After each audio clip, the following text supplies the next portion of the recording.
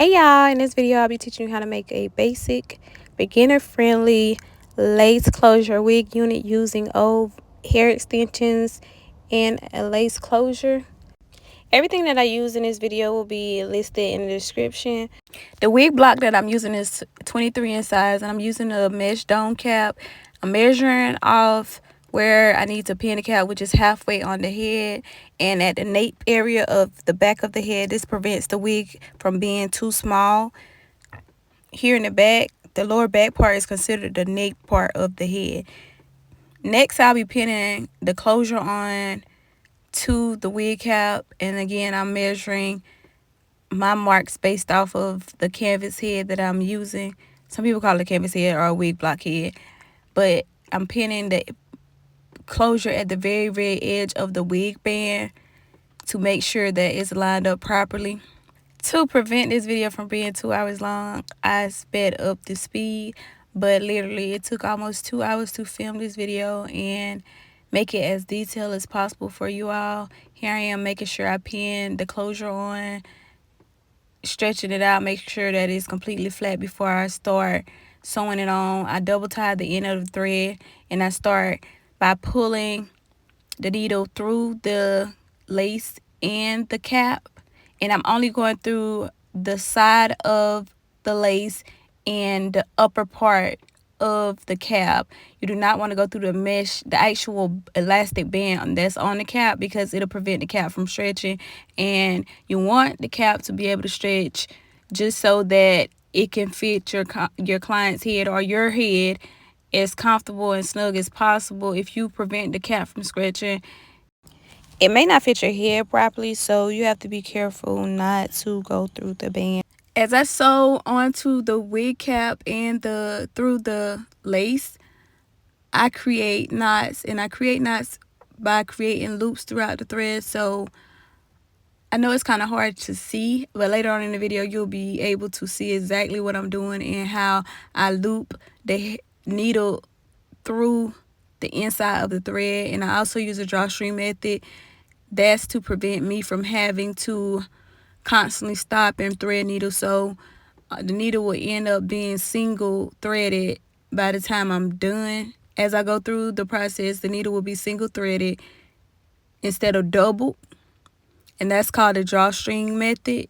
The reason why I like to use the drawstring method is because it stops me from having to thread needles over and over, and also it prevents swelling of the thread.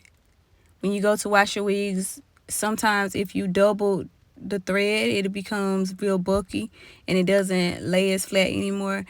So I'm going up through the lace here and back down, pulling it downward to create a knot. Pulling downward also helps make your closure lay flatter versus pulling upward. So I'm creating my knot by pulling downward, going through the cap and the lace and in between the loop hole in the thread.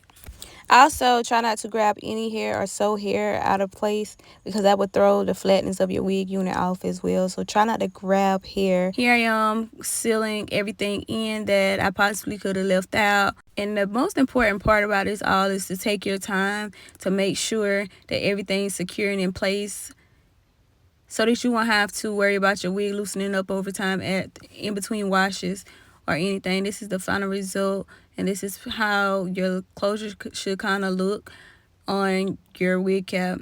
Here I started pinning the wefts onto the cap by size. So in the beginning I knot the weft about 3 to 4 times before actually going through and sewing the remainder of the weft on. Some people call it weft, some people call it a track or extension. So using the same technique, I'm looping and knotting the thread as I go through, and that's just to keep the track stable and secure, to make sure they're in very well and as tight as possible without shrinking the cap.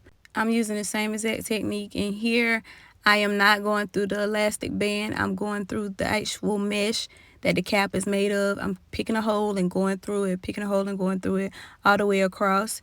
And I follow the same pattern up into the top of the wig head. So when I get in the middle of the head, I realize that you'll see later on in this video, when I get into the middle of the head, I realize that my client's tracks were not as wide as they need to be to complete this wig unit. So I had to use some extra virgin hair that I had left. I start off singling the tracks row per row and then up into the center because my client didn't want too much hair. She didn't want it too full. You'll see how I double the width, and I'm sorry this video is kind of blurry.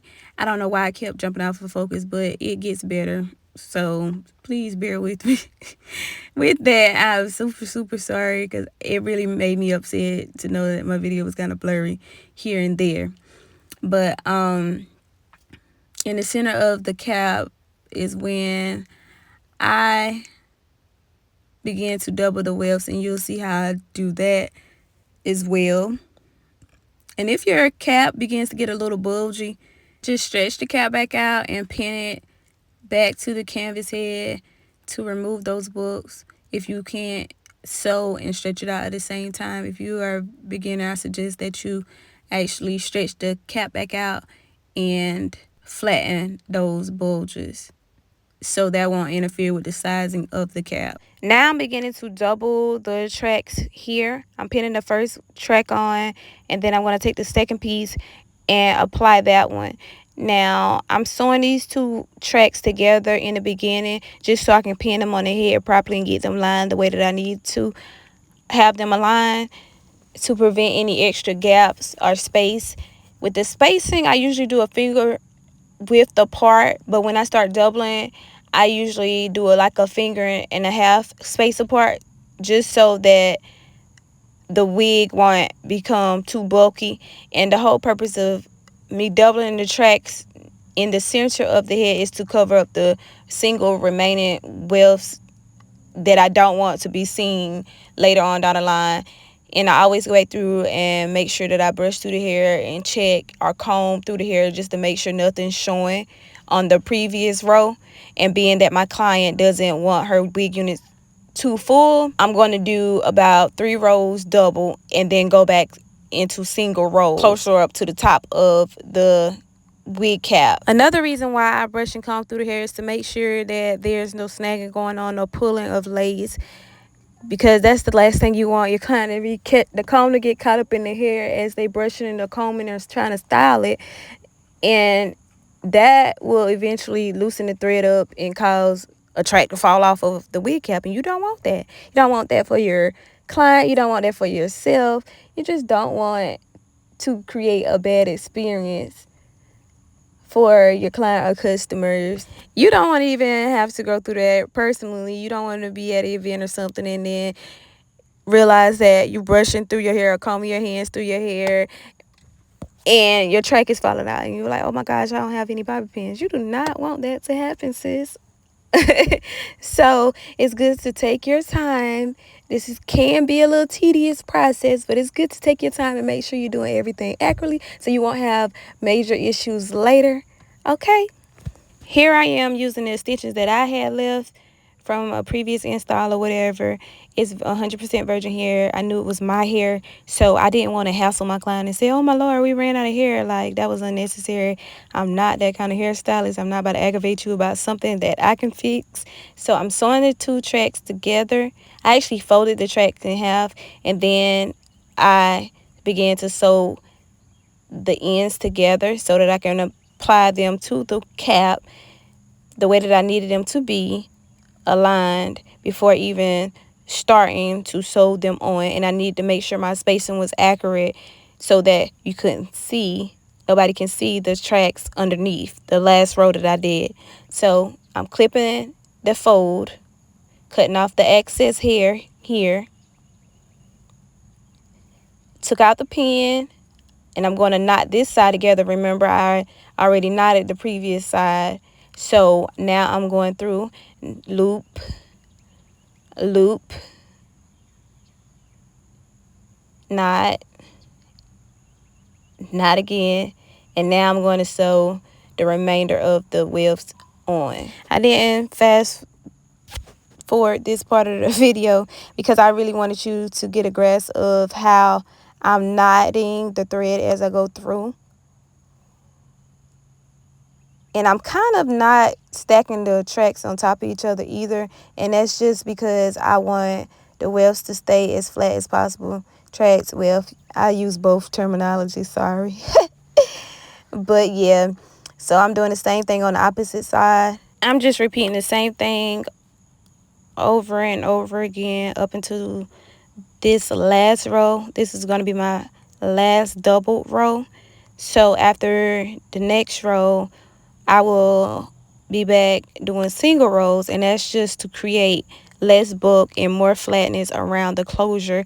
And I will not be attaching the extensions, the wefts, the tracks to the closure at all. You kind of want to keep those two separate. Keeping the tracks separated from the actual closure, being attached to the actual closure, will prevent the closure from shifting or moving out of place as well. And later on, if you have to repair the closure or replace the closure, you will not have to take the whole wig apart just to do so. Here I am again doing my 3 to 4 knots to seal that weft in really, really well to prevent it from sticking up or having that edge piece left. That can get in the way of combing and styling as well, and you don't want that look. It doesn't look too well. If the wind blows, you don't want to see that piece of track hanging past the actual wig band. Now we're going back to singling the wefts so that we can ensure flatness at the very, very top of the wig. Just my client is older and she prefers her wigs looking as natural as possible. And that's another thing with older clients. They like their units to be as natural as possible. And they do like the hair to be full, but not dramatically full. Say, for instance, younger clients like 3 to 4 bundles. Older clients typically like 1.5 bundles or maybe 2. Some of them like 2 for volume, but most of my older clients prefer 1.5 bundles of hair on their wigs, on their sew-ins. So I have to make sure that I keep those things in mind when I'm creating wig units for those customers or clients. I have to make sure that we all and although my clients trust me, I still like to give them what they want and what they desire. Maybe alter the style and curl it a different way or something like that to complement their face shapes and their personalities better. But I always try to deliver exactly how they're requesting, because at the end of the day, you want your client, your customers, to walk out confident or wear your looks, wear your styles, wear your wigs confidently. You want them to be comfortable with the look that you give them. And you want them to get complimented on, right? So we have to be very mindful of their preferences, because it's not about what we want at the end of the day. It's about satisfying them.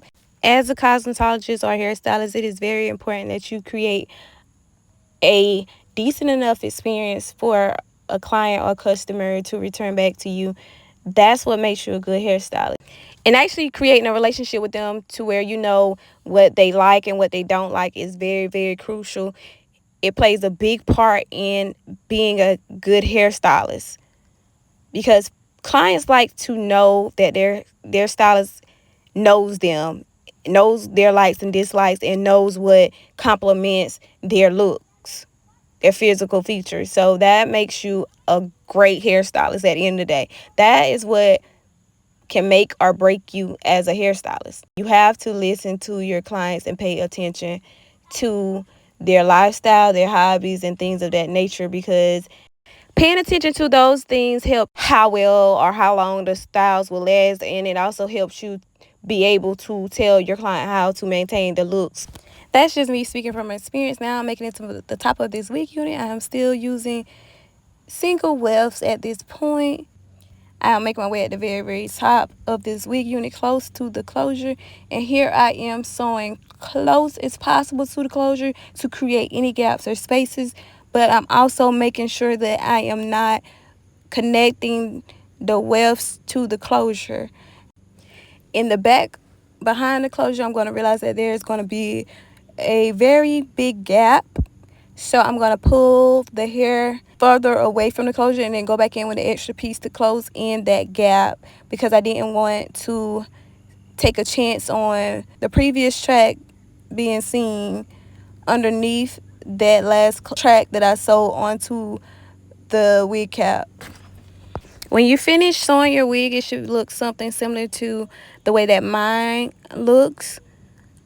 If not, you can always go back in and fill in spots where you feel like they are empty or too spaced out. You can always go back in and add additional tracks to your wig unit without that being any kind of problem. The only thing that I would suggest is to make sure that you line the actual cap and the wig back onto the mannequin head the way that you did it originally, to prevent altering the cap size. And at the end of this video, you'll see me cutting the additional cap off from underneath the lace, and that's to ensure flatness and to really give that scalp illusion without that black layer and band in the way. If that band is still underneath the lace, it's not going to lay as fat as it should onto the person's head or your head. Be sure to subscribe to my channel and hit the notification bell so that you can stay in tune and updated with my content. As I post that, I plan on creating more content and posting them every week, so stay tuned for that.